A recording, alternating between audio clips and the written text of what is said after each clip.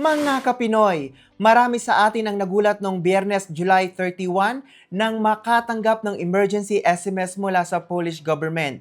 Ang laman ng message, na ang ibig sabihin, be prepared, download the safety guide. Ang iba akala may bagong emergency. May mga nag-isip din na baka tungkol na naman ito sa PRC. Ang SMS ay pinadala isang araw matapos pumasok sa Polish airspace at bumagsak sa Poland ang isang Russian cruise missile.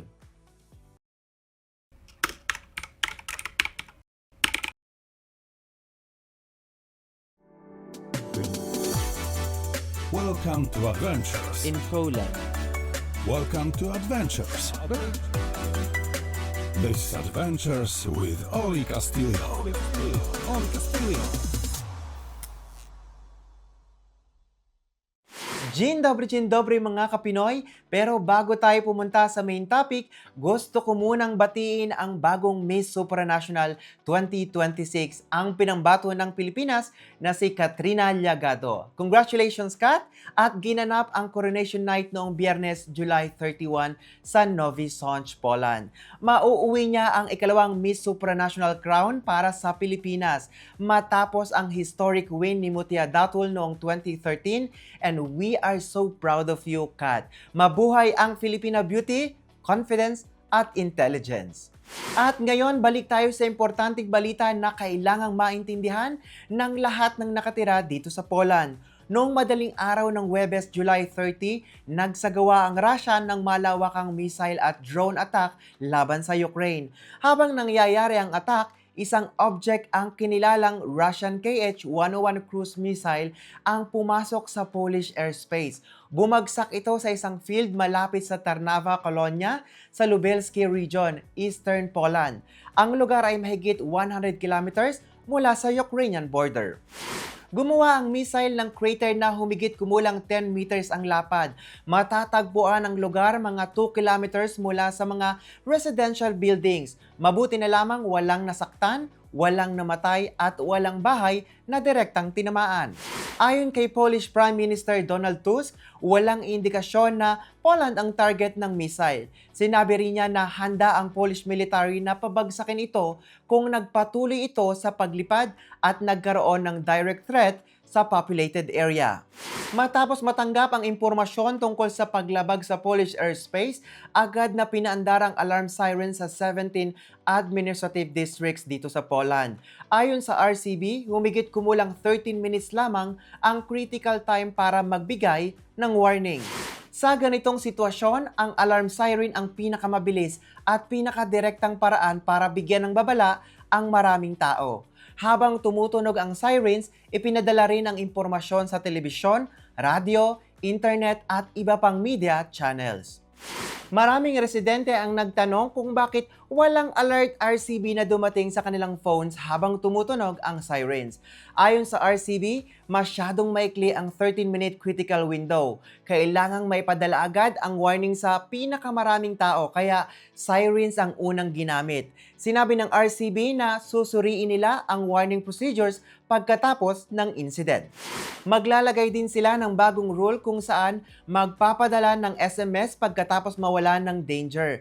Ang ganitong paraan, malalaman ng residents na tapos na ang threat at hindi sila mananatiling confused o worried. Mahalagang tandaan, hindi lahat ng emergency warning ay nagsisimula sa text message. Minsan, sirens ang unang maririnig natin, kaya dapat alam natin kung anong ibig sabihin ng bawat tunog. Kinabukasan, Biyernes, July 31, nagpadala ang RCB ng SMS sa mga mobile phone users sa buong Poland. Ang RCB ay Government Security Center at ito ang message. Ang purpose ng message ay hikayatin ang public na basahin at i-download ang Poradnik Bezpieczeństwa or Safety Guide. Hindi nito sinasabing may panibagong missile na papasok sa Poland. Hindi rin ito evacuation order.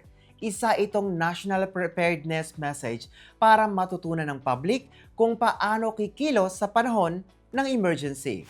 Hindi bago ang safety guide. Available na ito online mula August 2025.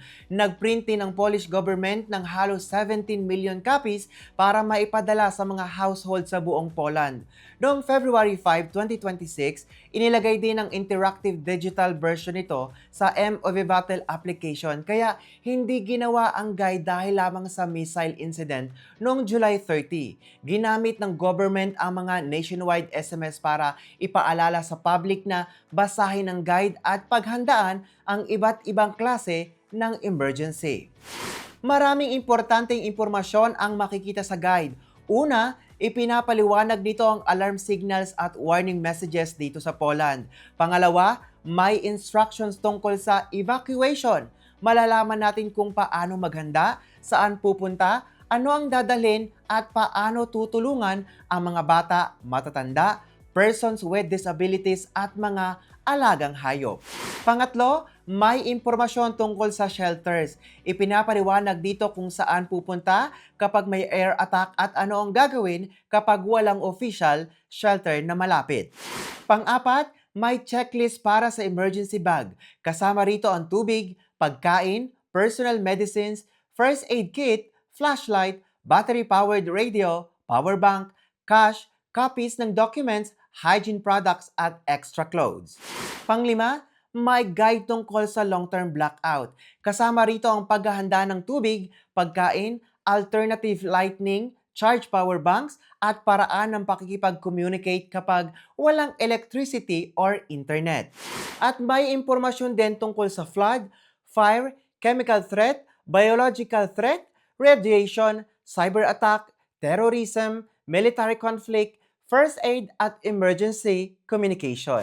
Dalawa ang pangunahing alarm ng signals na ginagamit ngayon dito sa Poland. Una, ang modulated siren. Ito ang paiba-iba o pataas at pababang tunog ng siren na tumatagal ng 3 minuto. Ibig sabihin, may alarm or danger.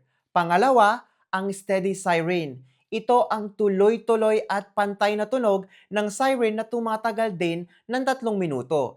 Ibig sabihin nito, officially canceled or tapos na ang alarm.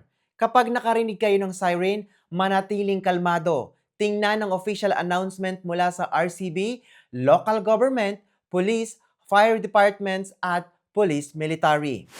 Kapag narinig ninyo ang modulated alarm siren, pumasok agad sa pinakamalapit na safe at matibay na building. Lumayo sa windows at glass doors. Pumunta sa central part ng building, basement or official shelter kung meron. Dalhin ang inyong phone, charger, documents, medicines, water at emergency bag kung may sapat na oras. Makinig sa official instructions. Huwag lumabas para kumuha ng video or tingnan kung ano ang nangyayari. Huwag gamitin ang emergency number ng 112 para lamang magtanong tungkol sa balita. Tumawag sa 112 kapag may injured person, fire, direct danger o ibang emergency na nangangailangan ng agarang tulong. Ilang minuto matapos isend ang SMS noong Biyernes, maraming users ang hindi nakapasok sa website. Milyon-milyong tao ang halos sabay-sabay na nag-click sa link. Ayon sa Ministry of Digitalization, pansamantala ang access problems na dulot ito ng maraming bilang ng visitors. Wala silang nakitang cyber attack o ibang major technical incident na nasa likod ng problema. Kaya kung sinubukan ninyong buksan ang link noong Biyernes at hindi ito nag-load, hindi kayo nag-iisa. Pwede ninyong subukan ulit ang website o hanapin ang Poradnik Bezpieczeństwa sa M-Obyvatel application. Inanunsyo rin ni Interior Minister Marcin Kierwiński na naghahanda ang government ng isang special application para sa real-time emergency warnings. Target nilang ilabas ang bagong system sa susunod na linggo. Pinag-aaralan pa kung magiging separate application ito or kung isasama ito sa M-Obyvatel at ayon sa minister, pwedeng gamitin ang existing system at malaking user base ang M-Obyvatel para sa mas mabilis na maipadala ang emergency information sa public.